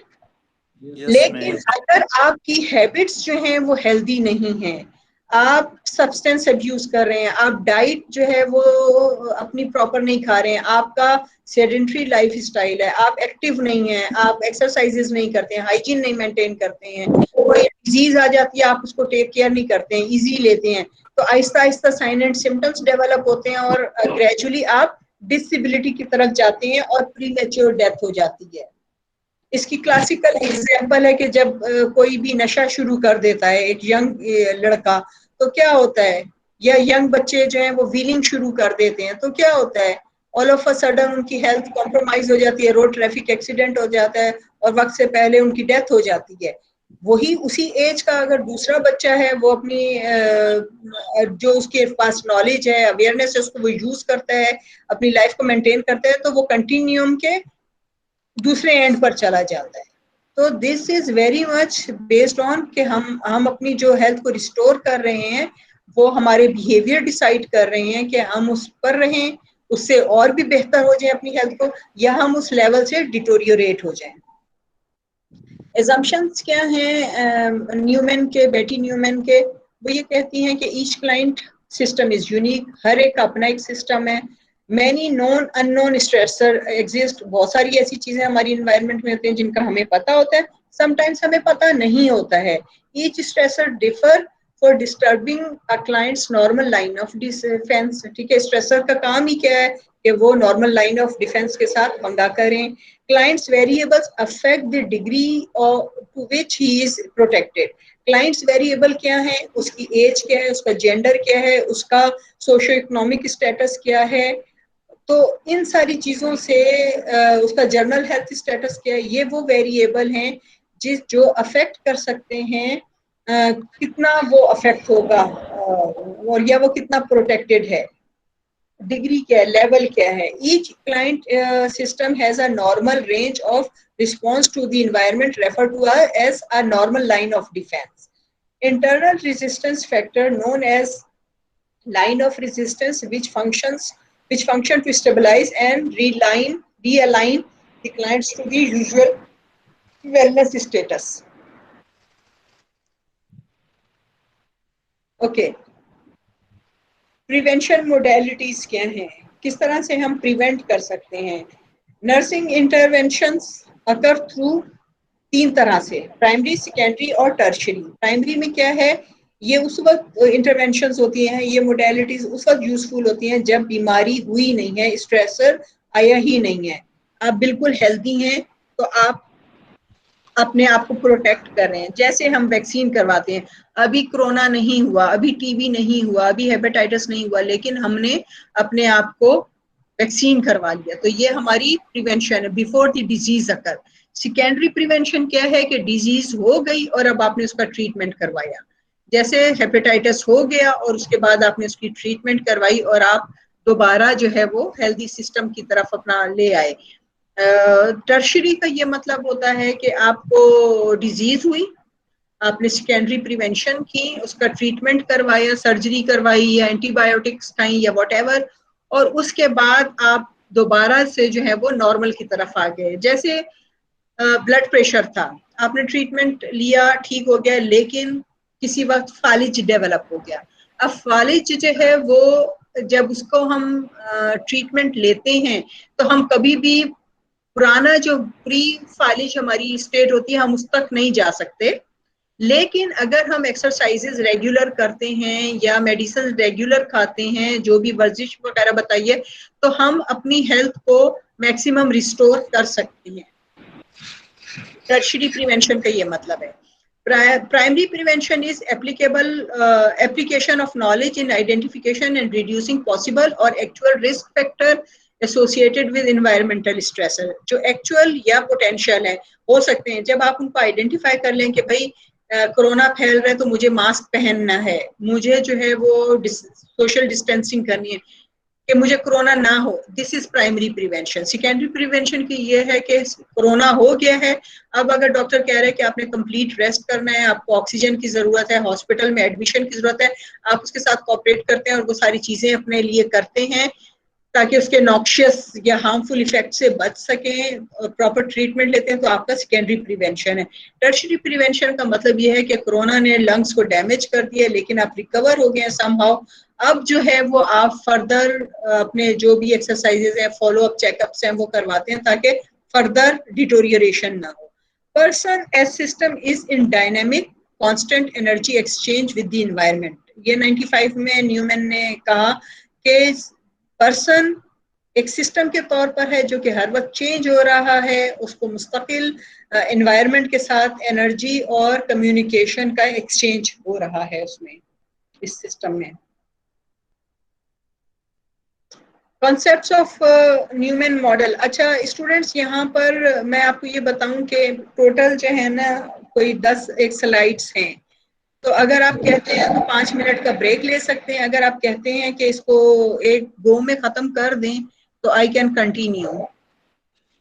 मैम ब्रेक ले लेते हैं। स्टूडेंट्स ब्रेक ले लेते हैं कंटिन्यू करें, इसको खत्म कर दें। मैम 5 मिनट की ब्रेक होनी चाहिए, थोड़ा रेस्ट कर लें। ठीक है, कर लें प्लीज, थोड़ा सा रिलैक्स कर लें, फिर उसके बाद करेंगे। ओके, 5 मिनट के बाद मिलते हैं। ठीक है, thank you. Okay ma'am. Okay.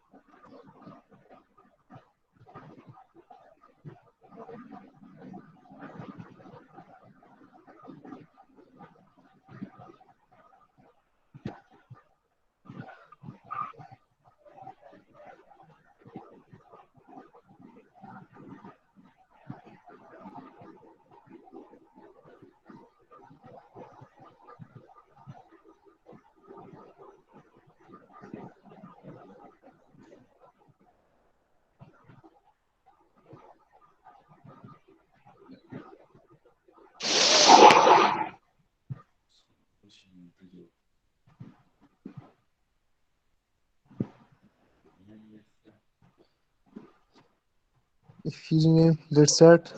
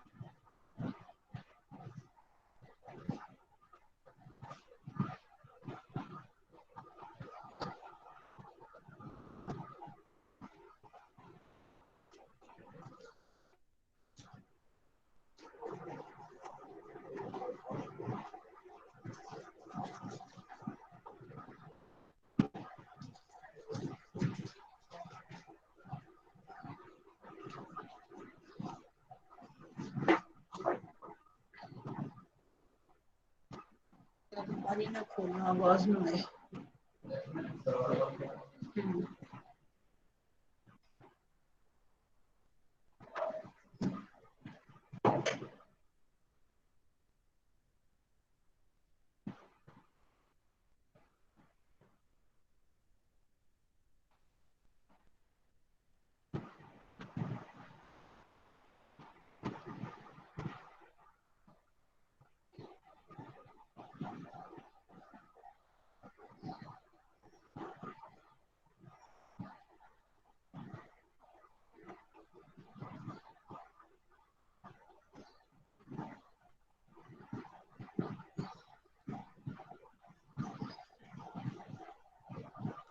Hello students, Yes, ma'am. शुरू करें, 5 मिनट हो गए। जी मैम साहब। हाँ, फिर हम इसको जल्दी खत्म कर लेंगे। इसके बाद एक और रह गई है मेडिलिन लेनिनगर, उनको डिस्कस करेंगे और उसके बाद हम एग्जाम को की आउटलाइन डिस्कस करेंगे कि पेपर में क्या देने वाली हूँ। Okay, concept of human system model, human system model जो है, जो 4 हम कॉन्सेप्ट्स की बात करते हैं, ह्यूमन, एनवायरनमेंट, पर्सन एंड क्या हेल्थ। ह्यूमन को ये कहते हैं एक ओपन सिस्टम होता है जो कि इंटरनल एक्सटर्नल एनवायरनमेंट के साथ और वो एक्सटर्नल एनवायरमेंटल फोर्सेस के साथ इंटरेक्ट कर रहा होता है, और वो जो है कॉन्स्टेंटली चेंज हो रहा होता है, और उसका ऑब्जेक्टिव क्या होता है कि वो बेस्ट हेल्थ की तरफ मूव कर सके, स्टेबिलिटी ला सके, जो भी इलनेसेस या जो भी इनस्टेबिलिटी उसको फेस हो रही हैं in the form of external stimuli, वो उनको ओवरकम कर सके, वो ह्यूमन है। एनवायरनमेंट इनके मुताबिक ये है कि ये कहती है कि एनवायरनमेंट सारे फैक्टर्स हैं जो अफेक्ट करते हैं, वो सारे फैक्टर जो अफेक्ट करते हैं ह्यूमन के सिस्टम को या ह्यूमन पर एक्ट करती हैं जो forces, they are internal external and created. अपनी इंटरनल भी हो सकती हैं, बाहर की भी हो सकती हैं, और इंसान खुद भी अपने लिए क्रिएट कर लेता है एक्स्ट्रा, जिसको फोर्सेस कहा है। The internal environment exists within the client system. All forces and interactive influences that are solely within the client system's boundaries make make up this environment. External environment क्या होती है? Outside the system होती है, हमारी surrounding में जो चीजें हैं, जो हमारा बाहर की चीजें हैं, घर के हालात हैं, कंट्री के हालात हैं, जो हमारे रूम का टेम्परेचर है, हमें पानी कैसा मिल रहा है पीने के लिए, ऑक्सीजन हमारी सराउंडिंग में कितनी है, हार्मफुल गैसेस कितनी है, वो सारी हमारे इंटरनल सिस्टम को अफेक्ट कर रही होती हैं. हम अगर किसी ऐसी जगह काम कर रहे हैं जहाँ बहुत पॉइजनस मटेरियल है, डेफिनेटली हमारी हेल्थ अफेक्ट हो रही है. अगर हम हेल्दी इन्वायरमेंट में रह रहे हैं तो डेफिनेटली हमारी हेल्थ अच्छी रहेगी. तो created environment are unconsciously developed and are used by the client to support protective coping. Concepts of Newman model में health की बात करते हैं तो health is a condition or degree of system stability and is viewed as a continuum from wellness to illness. When system needs are met, optimum wellness exists.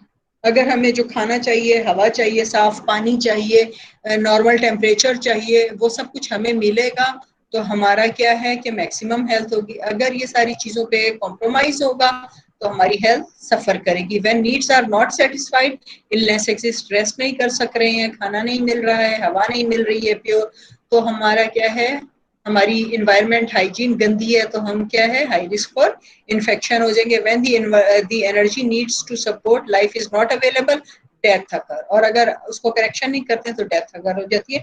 This is the definition of health. Nursing क्या है? Is aim nursing aims to help the system adopt और adjust and retain, restore or maintain some degree of stability between the client system variables and environmental stressors, focusing on the conserving of energy.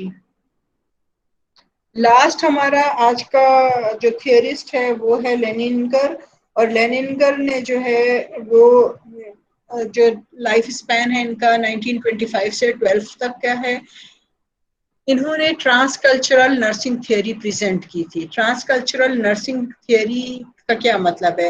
ये इसका मतलब मैं अगली slide में discuss करती हूँ, क्योंकि इन्होंने, she was the first nurse जिन्होंने रियलाइज किया कि जब हम नर्सिंग केयर करते हैं तो हम पर्सन को उसके कल्चरल बैकग्राउंड में रखकर नहीं देखते हैं, और पर्सन जो है वो एक्ट कर रहा होता है, बिलीव कर रहा होता है, अपनी केयर कर रहा होता है according to his cultural system values. ठीक है. She was a certified transcultural nurse.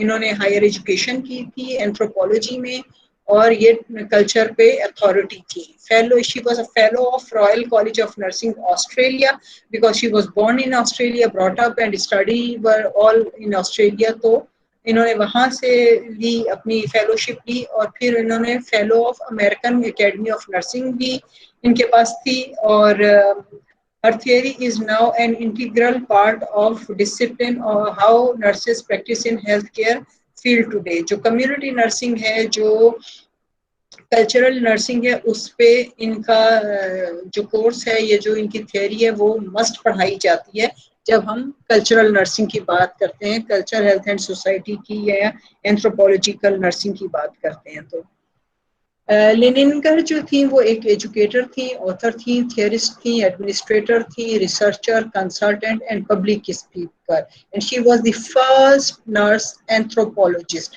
Anthropologist क्या होते हैं? एंथ्रोपोलॉजिस्ट वो होते हैं जो कि ह्यूमन को स्टडी करते हैं इन कॉन्टेक्स्ट ऑफ कल्चर. अगर आप ह्यूमन को स्टडी करते हैं उसके बॉडी के स्ट्रक्चर के हिसाब से तो वो एनाटमी है ना, अगर आप उसके फंक्शनिंग के हिसाब से तो वो फिजियोलॉजी है, अगर उसके मेंटल थॉट प्रोसेस को स्टडी करते हैं तो वो साइकोलॉजी है, लेकिन जब आप उसको उसके कल्चर के हिसाब से स्टडी करते हैं तो वो एंथ्रोपोलॉजी है. She introduced transcultural nursing that explains how to deal with patient of different cultural background. Her person जो डिफरेंट कल्चर से आ रहा है उसकी नीड्स डिफरेंट है, उसको इंटरेक्शन जब आपने करना है तो आपकी अप्रोच डिफरेंट होनी चाहिए. In 1960 she introduced culturally congruent care, which was goal of theory of cultural care. She identified a lack of cultural and care knowledge. Culture की या केयर जो उससे रिलेटेड केयर थी उसकी नॉलेज उनको लगा कि नर्सिंग करिकुलम में नहीं है, नर्सेस को नहीं पढ़ाया जा रहा कि किस तरह से कल्चरली सेंसिटिव होकर आपने उसको केयर देनी है, राइट। मेडेलिन ने जो है वो 1 दर्जन से ज्यादा कल्चर्स को स्टडी किया, और किस तरह से स्टडी किया, ये डिफरेंट कल्चर में डिफरेंट कंट्रीज में जाती थी। इनकी देखो एक तस्वीर में ये साउथ ईस्ट इंडिया में इन्होंने काम किया, तो ये इंडियन नर्सेस के साथ हैं, दूसरे में ये अफ्रीका में है। तो इन्होंने डिफरेंट कंट्रीज विजिट किए और वहां पर रहकर उन लोगों में रहकर उनके कल्चर को और उनकी हेल्थ प्रैक्टिसेस को ऑब्जर्व किया कि अफ्रीकन है वो किस तरह से अपने किन चीज़ों को हेल्दी कंसीडर करते हैं और क्या प्रैक्टिसेस करते हैं, या एशियंस किस तरह से अपने कल्चर में रहकर अपनी कल्चरल उनकी जो प्रैक्टिसेस हैं वो उनको हेल्थ को प्रमोट या डिमोट करती हैं। तो इन्होंने 12 culture which is a very big thing वहां रही, ऑब्जर्व किया और फिर स्टडी अपनी ऑब्जर्वेशन को बुक्स की फॉर्म में लिखा। Lininger identified a lack of cultural care knowledge as the missing component of nursing care required to support compliance, healing and wellness. अगर आप उसको cultural sensitive care नहीं देंगे तो मरीज घर जाके आपकी बात नहीं सुनेगा और उससे उसकी healing या wellness affect होगी. Transcultural nursing focuses on the fact that different cultures have different caring behavior and different health and illness value, belief and patterns of behavior. ये हमें पता है कि हर एक का culture में different values होती हैं. Nurses should practice according to patient's cultural consideration. It begins with a culturological assessment which takes the patient's cultural background into consideration in assessing the patient and his or her health. जब आप assessment करेंगे तो आप उसके cultural को सामने रख के फिर उसकी चीज़ों को पूछेंगे ताकि आपको उस हिसाब से जानकारी या इंफॉर्मेशन मिल सके. Nurses should take patient's cultural background into consideration while planning and implementing. आपने यानी नर्सिंग प्रोसेस जब करना है, असेसमेंट करनी है, केयर प्लान करनी, जब आप उसको क्वेश्चन कर रहे हैं तो आपको पता होना चाहिए कि किस कल्चर में किस तरह से चीजें हैं, आप उसके अकॉर्डिंग टू उससे इंफॉर्मेशन लें.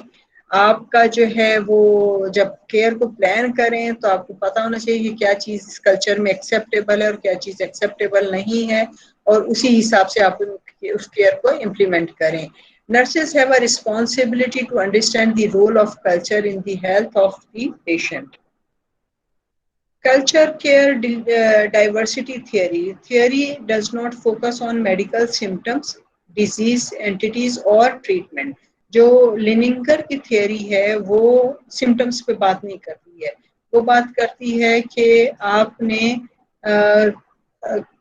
पेशेंट के कल्चर को फोकस करके उसको जहन में रख के फिर चीज़ों को करना है. ये अदर वे अराउंड है, ठीक है.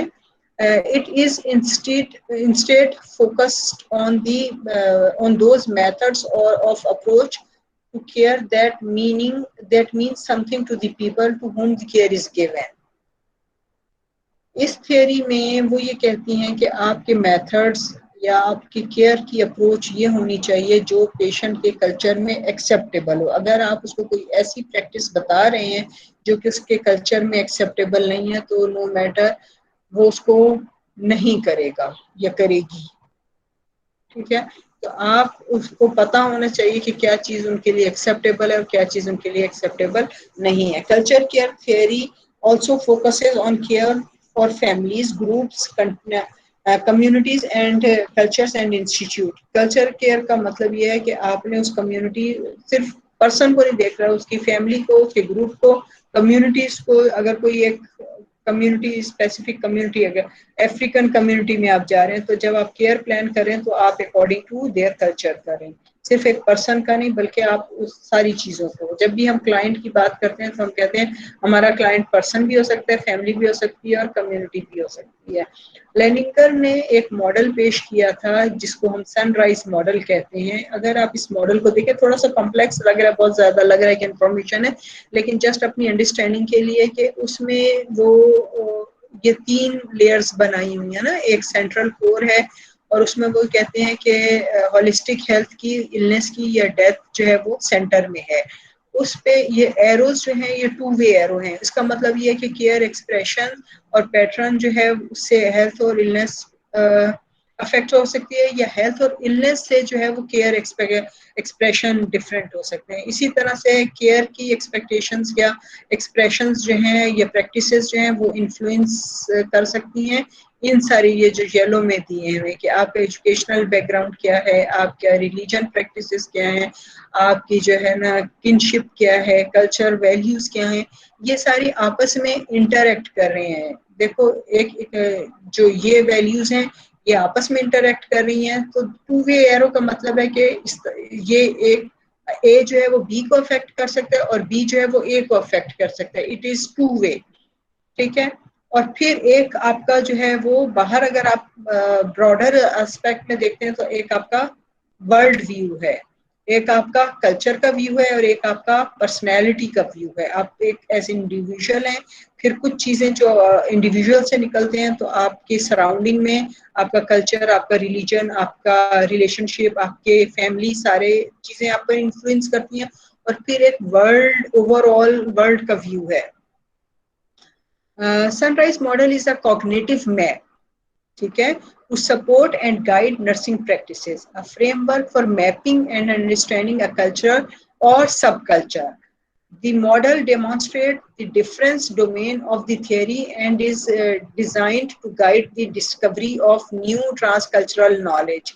The model is holistic and addresses worldview, cultural values, beliefs, and life ways, cultural and social structure factor. It focuses on individuals, group, and institution. It allows for examining generic यानी कि जो फोक उनकी वो हैं practices हैं, as well as professional care implementing the theory stimulates nurses to reflect upon their own cultural values and belief.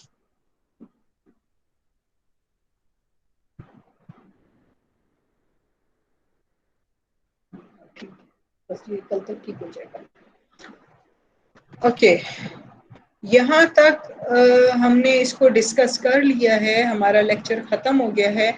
अब जो हम बात करेंगे कि हमारा जो एग्ज़ाम आ रहा है उसमें क्या क्या चीज़ें इंपॉर्टेंट हैं एग्ज़ाम के पॉइंट ऑफ व्यू से। तो जो लेक्चर 1 मैंने दिया था फर्स्ट सेशन, उसमें मैंने बहुत सारी टर्मिनोलॉजीज की बात की थी। हेलो स्टूडेंट्स, सुन रहे हैं? Hello hello. जी जी मैम सुन रहे हैं। बेटे यहाँ पर लेक्चर खत्म हो गया, लेनिकर को हमने डिस्कस कर लिया, ये हमारा लास्ट थियरी थी। अब हम बात कर रहे हैं कि हमारे एग्जाम में क्या आने वाला है, क्योंकि आपके पास हफ्ते 10 दिन का ही टाइम है, बीच में ईद भी है, आखिरी रोजे भी हैं, कुछ लोग एतकाफ वगैरह पे भी बैठेंगे। तो मैं बहुत स्पेसिफिक आपको बता रही हूँ कि आपके एग्जाम के पॉइंट ऑफ व्यू से क्या चीजें इंपॉर्टेंट है। आपके एग्जाम में जो है वो टर्मिनोलॉजीज को जरूर आपने पढ़ना है जो लेक्चर 1 में मैंने बताई हैं। कॉन्सेप्ट क्या होते हैं, मेटा पैराडाइम क्या है, ग्रैंड थियरी क्या है, थियरी क्या है, मॉडल क्या है, ठीक है, वो बहुत सारी डेफिनेशंस हैं। एजम्पशंस क्या होते हैं, उनको आपने प्लीज जरूर पढ़ना है। जरूर उसमें से 2-4 क्वेश्चन तो आपके आएंगे ही आएंगे, एमसीक्यूज आएंगे, ठीक है, कोई डेफिनेशन आ सकती है, तो वो बहुत इंपॉर्टेंट है। फिर आपका जो है ना 3 चीजें हमने पढ़ी थी कि थियरी, प्रैक्टिस और रिसर्च, तो इनका रिलेशनशिप क्या है। इसमें मैं एमसीक्यूज भी दे सकती हूँ और इसमें मैं कोई आपको शॉर्ट क्वेश्चन भी दे सकती हूँ। फिर थियरीज जो है वो बहुत डिटेल्ड है, मैंने कोशिश तो की है बहुत एक्सप्लेन करने की, लेकिन मिनिमम एक्सपेक्टेशंस ये हैं कि आपको अगर मैं कुछ मॉडल लिख देती हूँ कि बिहेवियरल या एडॉप्टेशन मॉडल, तो आपको पता हो कि ये मॉडल किस थियरिस्ट ने पेश किया था। अगर मैं सेल्फ केयर का मॉडल लिखती हूँ तो आपको मैच करना है कि वो किस थियरिस्ट का था। जी जी ठीक मैम, है, ठीक। ये मिनिमम है, मैं उसकी बहुत एक्सप्लेनेशन डिटेल्ड आपसे नहीं मांग रही हूँ। लेकिन अगर मैं कहती हूँ कि सनराइज मॉडल, तो आपको फौरन क्लिक होना चाहिए कि ये मॉडल बेटी न्यूमैन का था या लेनिनगर का था। Yes ma'am. और फिर थियरी क्या होती है, इसकी डेफिनेशन आपको आ सकती है, इसका एक्सप्लेनेशन आ सकता है, ये इसमें से एमसीक्यूज आ सकते हैं। और how meta paradigms are defined. ये भी हो सकता है कि मैं दे दूं कि आपको कोई मेटा पैराडाइम दे दूं किसी का और पूछूं कि ये किसने कहा था, लेकिन इसमें मेरी कोशिश होगी कि ये बहुत सारे मिलते जुलते हैं। तो जो फेमस थियरिस्ट है ना, वो आपके 4 थियरिस्ट 5 थियरिस्ट जो बहुत ज्यादा रिनाउंड हैं, बहुत ज्यादा इंपॉर्टेंट हैं, उनको नोट कर लें। उनके मैं इनको फोकस करूंगी। सबसे पहले फ्लोरेंस नाइटिंगेल हैं, फिर दूसरी थियरिस्ट जो हैं वो ओरेम हैं, तीसरी जो हैं वो आपकी पेप्लियू हैं, यस मैम। और आपकी आज की जो है इसमें रॉय है और लेनिनगर है। ठीक है, यस मैम। लेनिनगर, रॉय, और कौन सी बोली मैंने? पेप्लियू, पेप्लियू, यस ठीक मैम। है, Aldrich Peplau, Florence Nightingale, Virginia Henderson और ऑरेम। Yes ma'am. ठीक है, इनको अब स्टूडेंट्स को बता दें, और मैं इन थियरीज को जरूर पूछूंगी। इनके मॉडल्स तो मैं किसी का भी पूछ सकती हूँ, लेकिन इन थियरीज को आपने जरूर फोकस करके पढ़ लेना है। Yes ma'am. ठीक है, तो थैंक यू सो मच। हम 25 मिनट पहले तो नहीं खत्म कर रहे हैं। अगर किसी को कोई क्वेश्चन पूछना है तो प्लीज।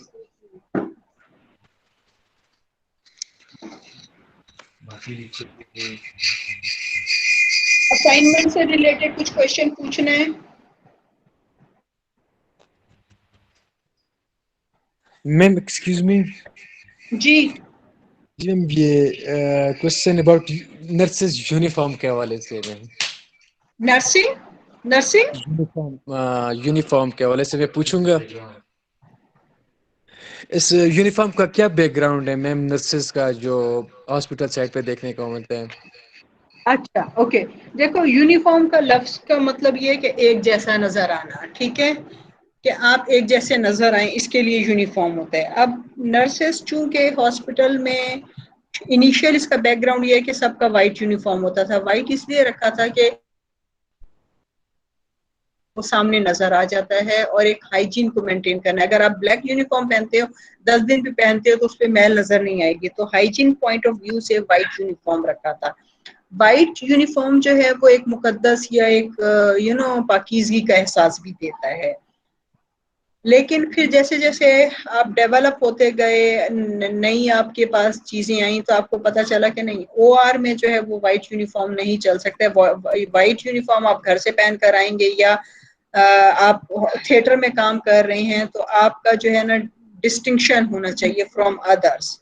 तो उसके लिए स्क्रब सूट आ गए। फिर पता चला कि जो इन्फेक्शन प्रिवेंशन की प्रैक्टिसेस हैं, जो ओआर के लिए एप्लीकेबल हैं, कि ओआर में ये किया उन लोगों ने इन्फेक्शन को प्रिवेंट करने के लिए, आप घर के कपड़ों में आए और आप हॉस्पिटल में थिएटर में जब एंटर हो तो अपना ड्रेस चेंज कर लें, कि जो हॉस्पिटल की लॉन्ड्री से धुल कर स्टरलाइज होकर आयरन होकर आया है, ताकि मिनिमाइज किया जा सके। बाहर का जो डस्ट कचरा वचरा आपके ड्रेस पर लग कर आ गया है वो वहीं रह जाए, और आप स्टरलाइज कपड़ों में या क्लीन कपड़ों में मरीज के पास हों, अटेंड करें। उसके बाद यही कॉन्सेप्ट आइसोलेशन में, जो आईसीयू पेशेंट होते थे उनका भी बहुत क्रिटिकल होते थे और बहुत ज्यादा इन्वेसिव प्रोसीजर होते थे, हाई रिस्क और इन्फेक्शन होते थे, तो ये चीज आ गई। फिर पीडियाट्रिक नर्सेस ने ये कहा कि हम चूंकि वाइट यूनिफॉर्म में होते हैं, तो बच्चे हमें देख के डर जाते हैं कि ही और शी समवन जो इंजेक्शन लगाएगी या पेनफुल प्रोसीजर हम पर परफॉर्म करेगी। तो बच्चों के साथ फेमिलियर होने के लिए कार्टून वाले, फूलों वाले, इस तरह के यूनिफॉर्म आ गए। तो ये वक्त के साथ साथ चीजें चेंज होती गई। लेकिन यूनिफॉर्म अगर आप पीडियाट्रिक नर्स हैं तो सब एक जैसा ही वो पहनेंगे। ये नहीं है कि कुछ ने व्हाइट यूनिफॉर्म पहना है और कुछ ने जो है वो प्रिंटेड सूट पहने हुए हैं, या कुछ ने स्क्रब सूट पहने हुए हैं। तो दैट इज द हिस्ट्री कि किस तरह से यूनिफॉर्म है। और यूनिफॉर्म आपको आइडेंटिटी देता है कि you belong to this profession या दिस ग्रुप। पुलिस वाले हैं वो यूनिफॉर्म पहनते हैं तो आपको देखकर पता चल जाता है कि ये पुलिस वाला है। ट्रैफिक सार्जेंट को आप देखते हैं तो आपको पता चल जाता है।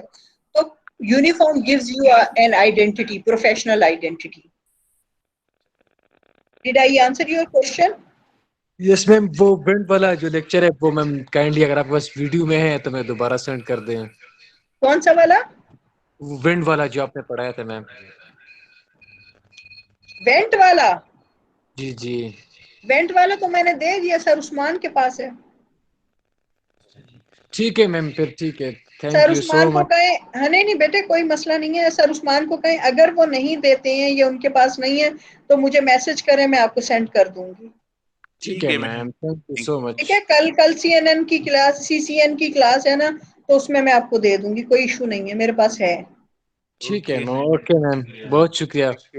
नहीं बेटे कोई मसला नहीं है। और लेकिन असाइनमेंट आपने कब तक मुझे सबमिट करवाना है?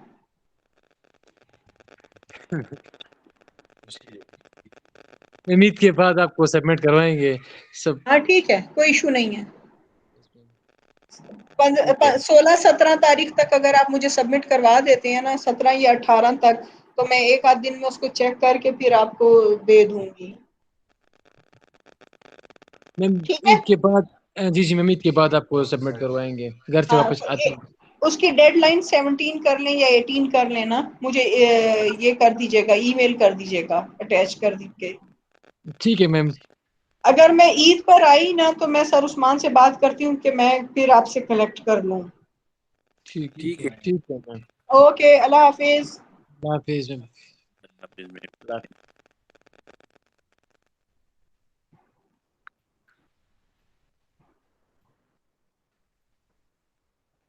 Azmat Raviq Shah. اسوي هذا سيف عثمان ده نصكم دي سيف عثمان ده عثمان سيف ده نصكم